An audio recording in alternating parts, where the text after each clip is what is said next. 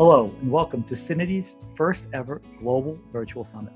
A summit is by definition a forum for us to convene in order to dialogue and share regarding a common cause. For this summit, we have brought together industry leaders, experts, and practitioners to discuss the role of data in the context of business, hence our theme, where business and data converge. I am Leonard McGann, Chief Customer Officer at Synity.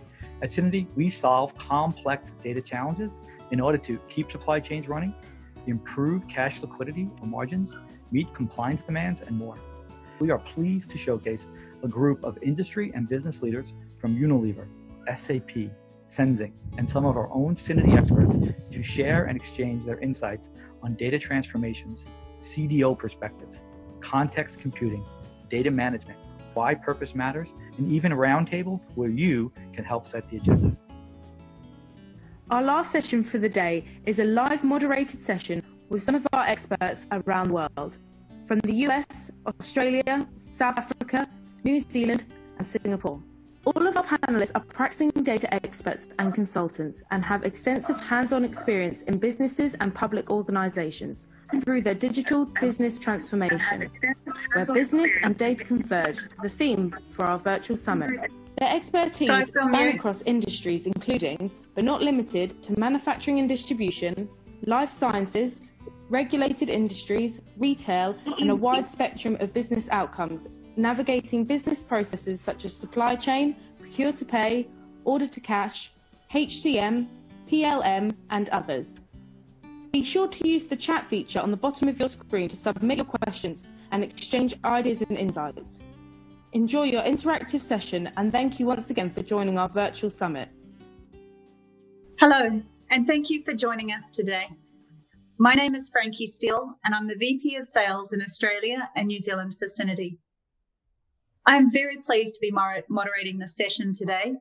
We have some very experienced experts on the panel today to share their knowledge with you. Please, can you help me to make this session interactive? Use the questions box below to post your questions, and we will do our best to answer them in this session. I'd like now to ask the panel to introduce themselves. So first off, joining us via the phone is Paul Deedy. So Paul, you've had a very interesting background. Can you tell us a little bit about it and your convictions when it comes to digital strategy and data? Right, I think we might be having a few technical issues with Paul at the moment.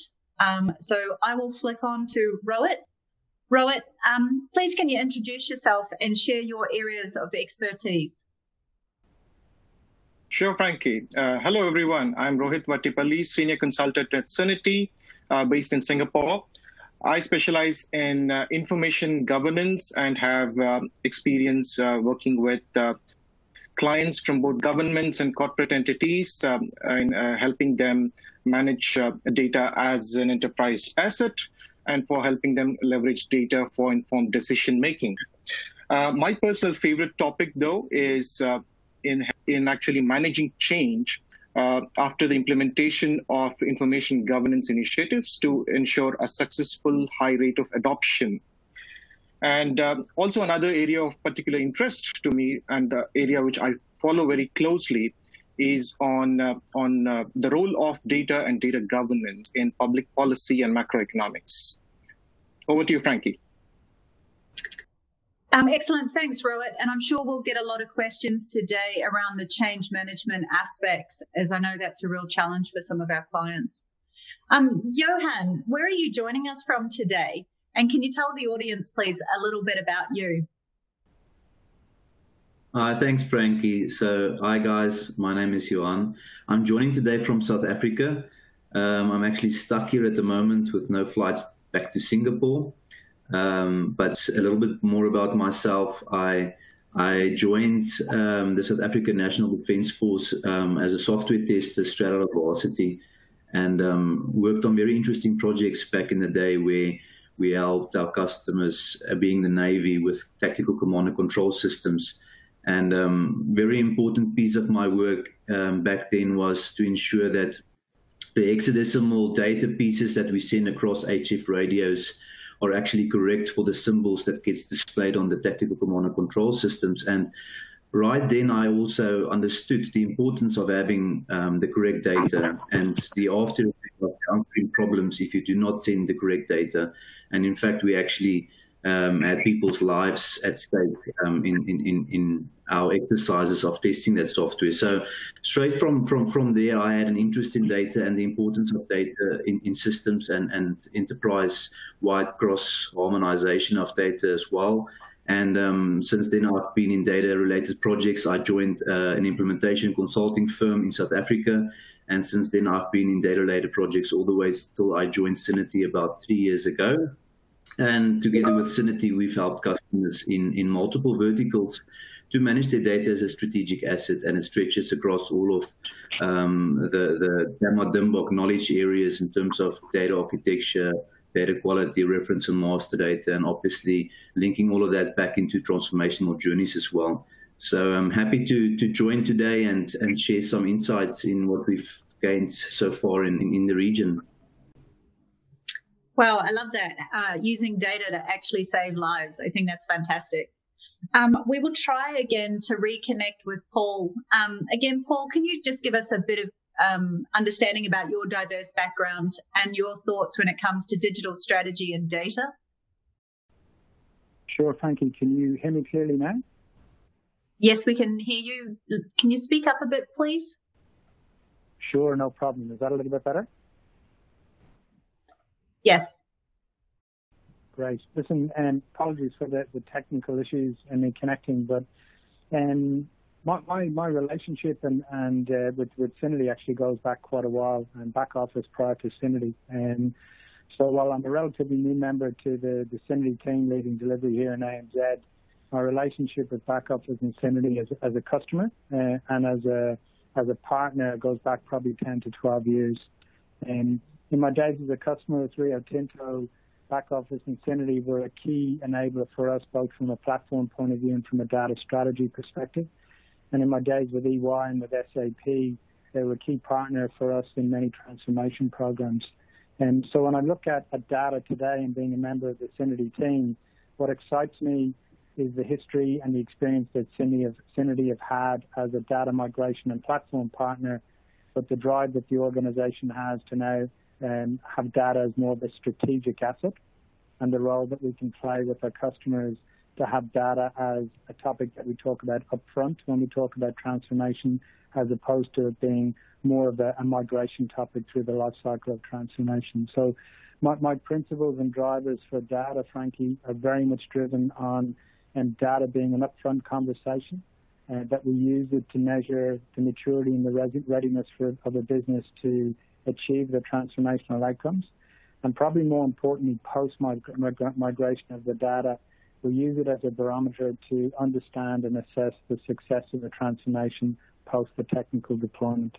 So for me, data has got a full life cycle relationship when you look at transformation. I love it. Thanks, Paul. And that kind of leads me to my next question. Rohit, we've just heard this from Paul, and we've heard it from the experts in the previous sessions. Data as an asset, or more importantly, data as a strategic asset. So our CDOs really honed in on this as a theme. So to you, what kind of data matters? So, Frankie, when we talk about any asset, any enterprise asset, the first classification which we would normally think of is whether an asset is an appreciating asset or a depreciating asset. So, and this is also applicable to data, right? So the normal business processes which we associate with assets, which is about stock taking and also valuation and housekeeping, which typically happen in plants and warehouses, this happens in data as well, and this should happen. And in my observation, enterprises are doing those things, though a little more like, this needs to evolve as a practice. So what we can actually look at data as an asset is, it is important to identify which one are those appreciating assets, which means the historical data which over a period of time provides more and more information for your analytics, for your predictive modelings, for your future machine learning algorithms to actually look at all the historical transactions and say, hey, this is the kind of, consumer behavior that you're expecting. This is what the market is responding to, a certain change in a product. So let me just give you an example of a bank I worked with. So this bank has identified such an appreciating asset, which is 15 years of historical credit card transactions. So what they have done is they have used these transactions to identify patterns of credit card fraud. So when they actually looked at, they identified certain patterns in which those who steal credit cards spend the money. So they identified that typically within an hour of the credit card being stolen, the thieves actually, before the owner of the credit card realizes that it is gone, they actually spend it in the outskirts of the city where there is less surveillance and coverage. So that's an important thing. And they used that in order to actually immediately alert certain suspicious transactions. And after which they were able to actually get down the loss because of fraud by over 27%. Which is quite significant.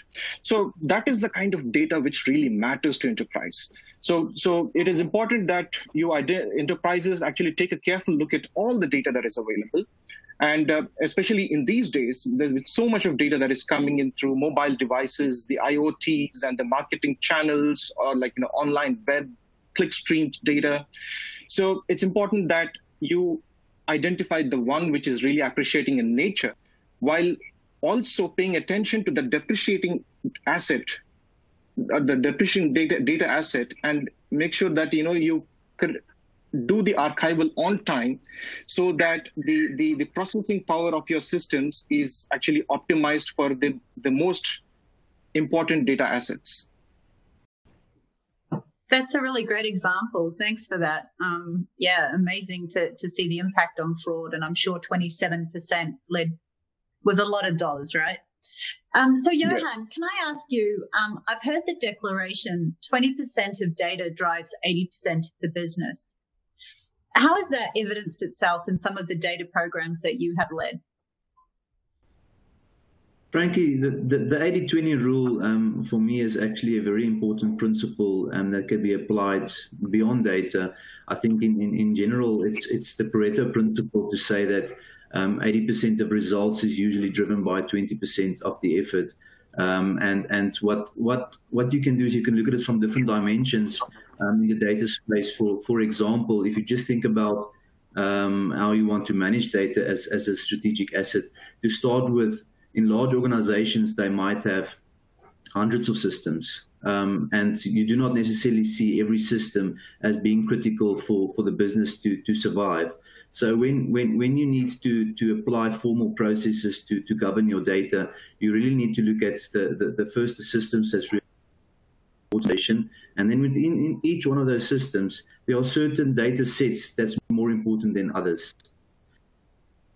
Data sets, there are certain data fields that's more important than others. And in terms of identifying the importance, you have to almost go through a formal process of justifying why a specific data element is important for the business, and whether that's compliance or profitability or trust, customer satisfaction. There's various parameters that you can incorporate in that conversation to say, why do I need to govern specific elements of data to help my business to be better? And that's just one dimension to make it pragmatic and operationalizable, to really start small and pragmatic when you actually govern data, so that you get the most out of your important data for your business benefit. But you can also look at it from a business perspective. One of our customers in the Philippines actually had a marketing campaign, and they wanted to focus on the 20% most profitable customers. And the problem that they had is they had no way of identifying what that 20% of important customers are, because they had multiple systems. They had customers. This is also in a financial institution where they had customers with loans and credit cards and home loans, and they had all of this data in separate systems. And they had no way of really linking it all together to make a decision to say, we want to target this 20% for our marketing campaign to do our upselling or cross-selling. So we were able to help them, for example, to really give them the data to support that argument, to really have a focused approach in their marketing segment. So again, applying the Pareto principle and focusing on your 20% most important customers, and then using data to actually do additional work on that really brings value out of your data. And I think you can go all the way down to data initiatives from a cleansing perspective. If you have data quality problems in mining and manufacturing organizations, you might have thousands and thousands of errors in your material, for example. And how do you decide which ones to prioritize and where to start with that cleansing exercise? Again, applying the Pareto principle, filtering your data on the most important data first, the material that you used most, and then cleaning those or having governance controls around those is very important for organizations to apply. So that's my thinking in terms of the Pareto principle. I think you can really apply it in different dimensions, but at the end of the day, first focusing on what's important and what's driving value for the business and using data to improve on that is what I would say. It sounds like a really pragmatic approach. Thank you. Paul, during our break, you shared with me your observation that data is a lead indicator. Can you tell us more about that? Yeah, sure, Frankie. If I roll the clock back a little bit and I think of my days, specifically with Rio Tinto, where we were going through a global transformation of the business over a 10-plus year period. And what we did in Rio Tinto was we used data very much as a lead indicator prior to deploying the Rio Tinto business solution at product group level. 6 months prior to the planned transformation initiative, we would go in and do a detailed data quality health assessment. Now, we did that as a lead indicator to understand the readiness of that product group or that business to consume the next wave of transformation. So early in my career, I learned the value of data as a lead indicator and with a real focus on business readiness to receive transformation. As we deployed then through the business solution for Rio Tinto across product group, through the life cycle of the deployment, we again used data through the life cycle of the project as a lead indicator to understand the status of the design and build completeness. So we consciously used the trial conversions as an indicator of readiness to deploy. And then post-deployment, and we've used data, or Rio used data to assess whether or not the transformation has achieved the targeted business outcome. And so for me, in my real experiences, the customer data was a lead indicator prior to deployment. It was a lead indicator during deployment. And then it's an indicator post-deployment to see whether or not we've achieved the targeted outcome. And subsequent to Rio, and as I look at my consulting career, I've used data specifically, again, when we look at multi-program or multi-project portfolios, where with the first iteration of the program, we establish a baseline view of data. And then through the life cycle of the portfolio, we again use data as a lead indicator to select which program or project within the portfolio we should go with next. So for me, they're the dimensions of data being a lead indicator, Frankie, that give me a view through the full life cycle of transformation, readiness, effectiveness to deploy, and whether or not we're getting a return on investment post the transformation. I think that's a fantastic view because it's a very fact-based and consistent view through the journey, and I think that's super important. Anyway, I want to talk now a little bit, I guess, drawing on your guys' expertise and what are the lessons that you've learned. So, Johan, what does metadata mean to you, and how does it work, and how does it accelerate enterprise business processes? Frankie, metadata is extremely important for organizations if they do have an aspiration to be data driven, and the reason is, let's start with what metadata means. Metadata is data about data. You have operational metadata, you have business metadata. When I talk about business metadata, you have business glossaries and what certain terms mean, and what that impact is to the organization. And the more data you have about data, the more context you have about all of your data pieces. And that really becomes powerful for your decision making from a business perspective. And if you if you look at customer, for example, you might have a term customer. What does that mean? You might have a data set customer. What does that mean? Where does that customer data sets exist? It might exist in multiple systems. A customer might have a sales order. It might have an address, a ship to, a bill to. It might have account groups. There's a lot of different terms that can be linked all together. And when you then also define what it means to the business, what impact it is if you do have, for example, a rule associated to a customer to say that in my system, I need to ensure that you cannot delete a customer if it is actually if it still has open accounts receivable. Now that's a very important rule that you want to apply on your data to ensure that your AR is still actually your revenue is still being collected, and for you to actually implement controls and register information about all of these data sets is very important, because when you register the rule against this customer data set, it will affect certain policies. It will affect certain KPIs, your customer satisfaction again. It might also improve your business processes to ensure that if you govern this as a rule to say that I want to protect my customer data and not allow for you to delete it if there's open accounts receivable, that actually means you're improving your revenue collection as a business process. But also metadata can be used to accelerate data initiatives. It can be used to, for example, in the data migration world. As a company, we actually have a philosophy of being metadata driven, where we use data about data to accelerate our data initiatives.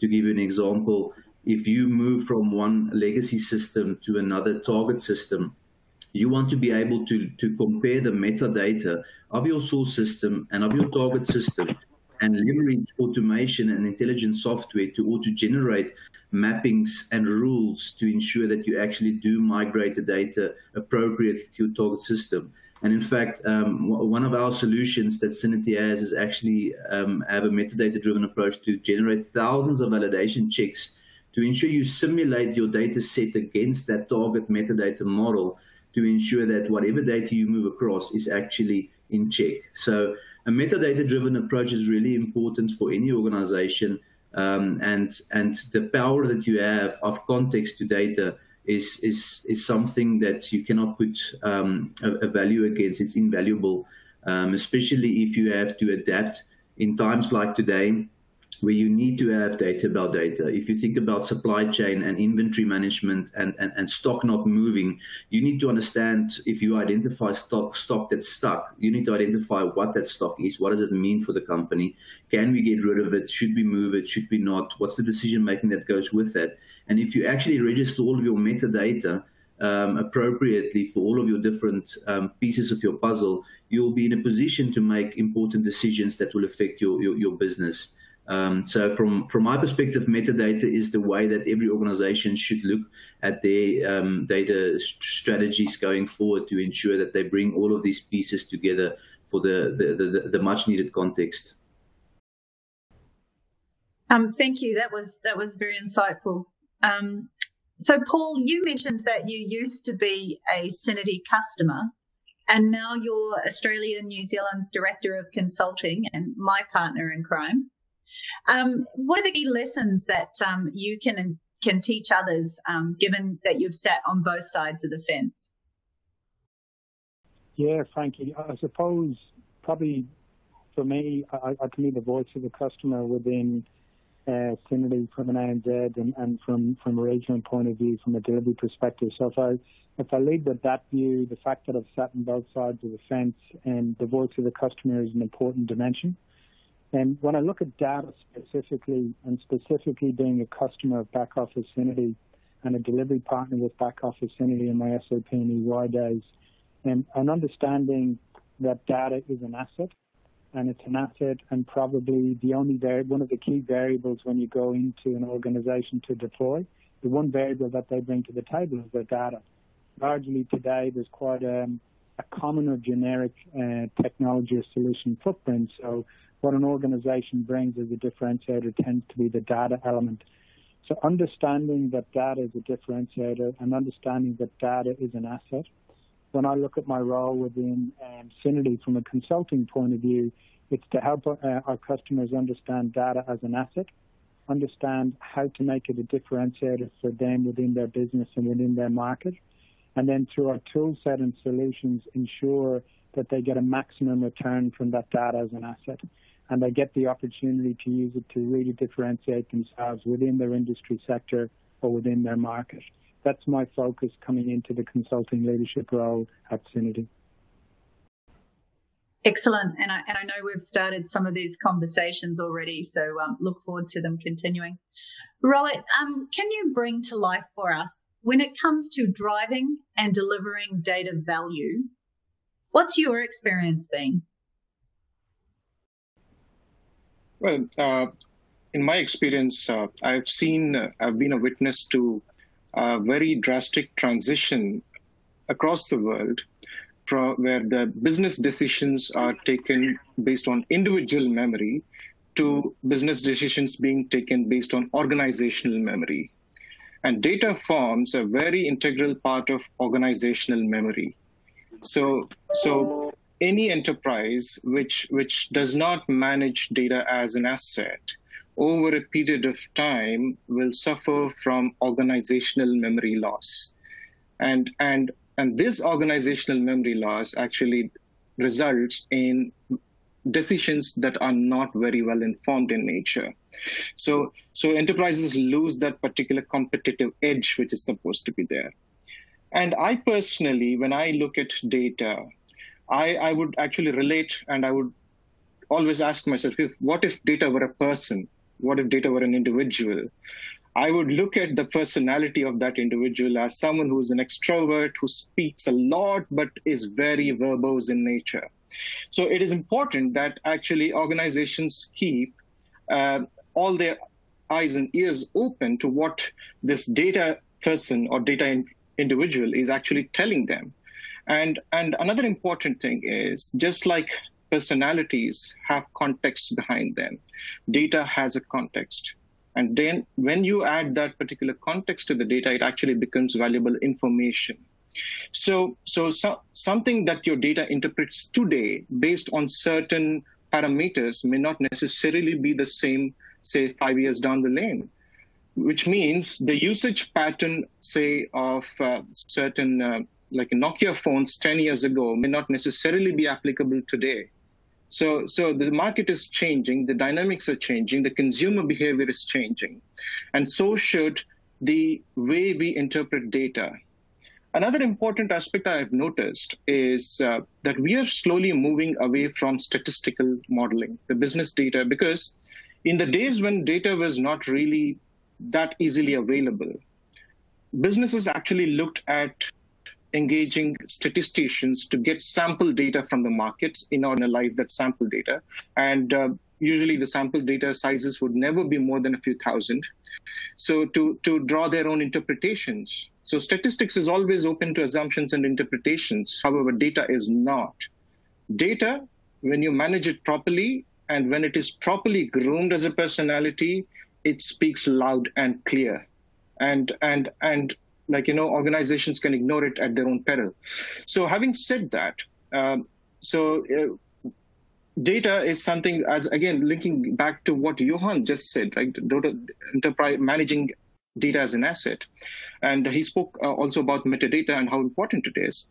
Just like the way you actually keep a stock of all the inventory of assets that you have, it's important that enterprises maintain what data do they have and under what context the data has been captured as well, right? That is also equally important so that you derive the real value of data. Because again, right, when you draw certain conclusions, it is also important to understand what are the premises which have gone behind it. So that is when it completes the full picture for business decision making. So I think the good thing is that enterprises are on the right path. So most customers I've spoken to, they are all asking these questions. They're saying, how do we actually, prepare for our journey? We want to implement the cutting edge technologies of data analytics, of predictive analytics, especially in the service industry. Recently, I was talking to an insurance customer who's saying that, we want to be able to identify potential service disruptions which can occur. is there something that we can actually do to leverage the historical data? Again, right, what they started doing is they started identifying all these. They started bookmarking data to see what are the service interruptions which have occurred in the past and how are they linked to people, the training of people, and also the organizational structure. Now that is like putting all the pieces of the jigsaw together to form a complete picture. So that way, actually, I think we will be able to, create full value out of data.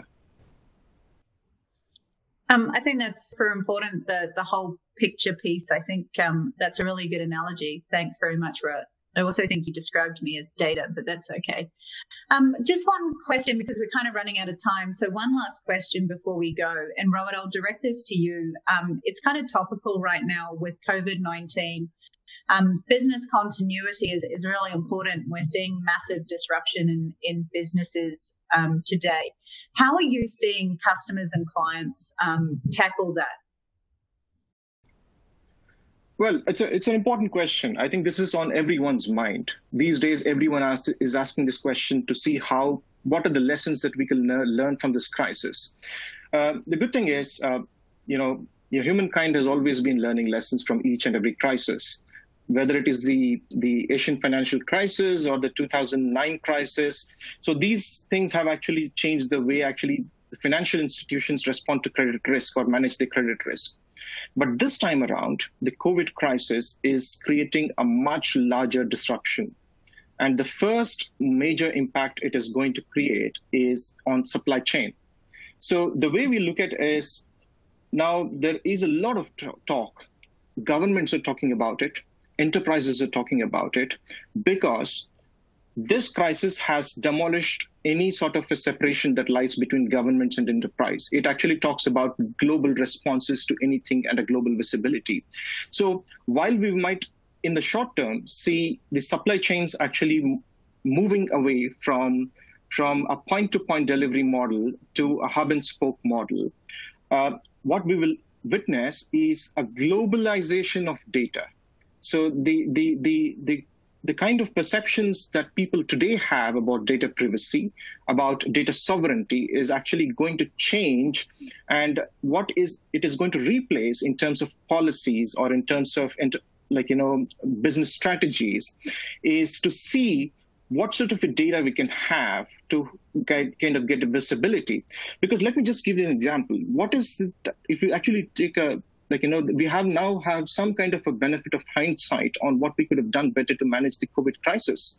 One is, when the COVID crisis actually took everyone by surprise, we were all actually no one had data. Even bureaucrats in the governments or the C-level people in the enterprises didn't have data. Where are the supply chains? What are the alternatives that are available? If you look at healthcare, how many beds do we have? How many ventilators do we have? What is the supply of pharmaceutical industry? How it is happening? Where, if my main supplier is gone down, what are the next alternative suppliers? Do we have data about it?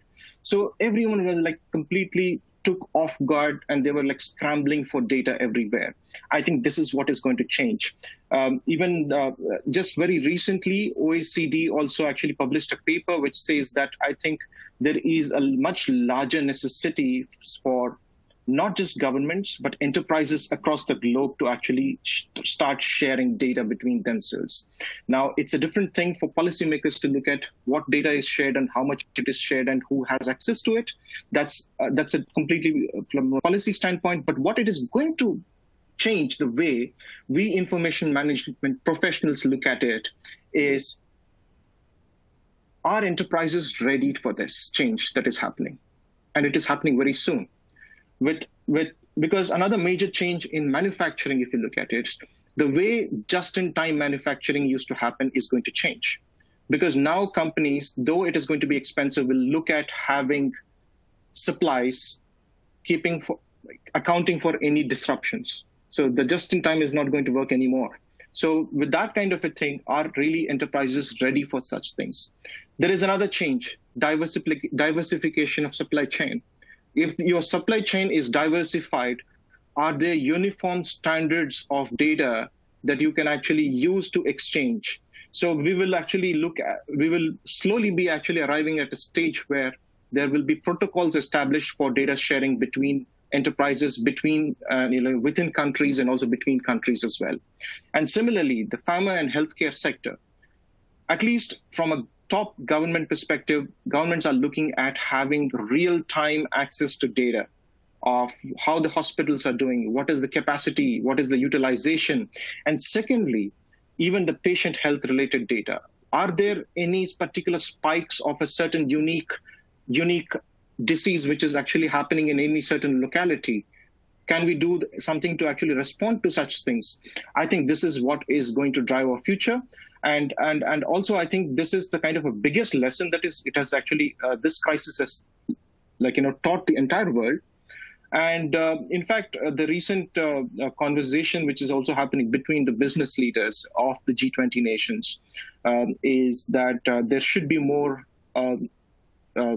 exchange of data to see how the supply chains can be optimized and also be optimized in such a way that even disruptions can actually be accounted for. So that way, I think in a post-COVID era, the way supply chains operate and also the way the data actually is used for decision making is going to completely change. And having said that, I think there is no right time than now, where actually the core business is at its leanest period for enterprises to start preparing. In fact, we are already getting inquiries from some of our customers asking us, what is it that we can do now? Please tell us what is it that we can do to actually be ready for the changes that are happening globally. I think that is the relevant question which enterprises are asking, and we are also engaging with our customers currently to see, especially Johan and I were recently in a conversation with a customer to see how we can actually improvise and actually get their inventory reporting much more accurate, to see actually how they can actually trace back the lineage of the data to the source of truth, where it is coming from, and also about standardizing the data that is coming from various suppliers to ensure that there is one uniform way in which you capture all your assets. So these are all the relevant conversations that are happening globally across everywhere in all regions. And I think this is the future to come, Frankie. Yep, I totally agree. It will be a new normal, and let's hope there's some positives that are driven out of this pandemic. Sure. So anyway, on behalf of all our experts here in Synity, we do want to say thank you for spending your time with us today. If you didn't get a chance to ask or answer any questions, please don't hesitate in reaching out to us. We will be monitoring these sites to make sure that all questions are answered. So thank you again, everybody. Please stay safe and enjoy your evening or your day. My name's Ellie Sordy, and it's been an honour being your concierge for Synity's Virtual Summit Unlocked. Thank you again for your participation and for sharing the Virtual Summit. In case you've missed or would like to revisit any sessions, they are now available on demand. Please do share the Virtual Summit and its content with your friends and colleagues by sharing the Virtual Summit URL.